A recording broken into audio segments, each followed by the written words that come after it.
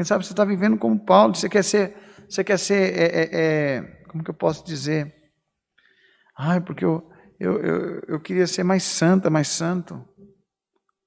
Deus conhece o desejo do teu coração, até porque você quer ser mais santa, mais santo, é para parecer melhor do que o outro? É para se destacar melhor que o outro? Não. O Senhor vai deixar esse espinho aí, essa luta, essa situação que você está enfrentando, para que você entenda que o que te sustenta de pé não é a saia comprida, o cabelo despontado, o terno alinhado. Não, isso é costume humano. O que Deus quer passar através dessa palavra, que o que te sustenta de pé é a minha graça, e ela te basta. E a graça não é a cristã no Brasil, não é a CCA, não é a Assembleia de Deus, a Deus é amor. Não, a graça foi conquistada na cruz. E não por Jesus Cristo, e não por Daniel Berg, pelo Luiz Franciscon, pelo Davi Miranda, não. Olha para Jesus. É dele que vem a graça que te sustenta de pé. E diz o Senhor, a minha graça ela te basta.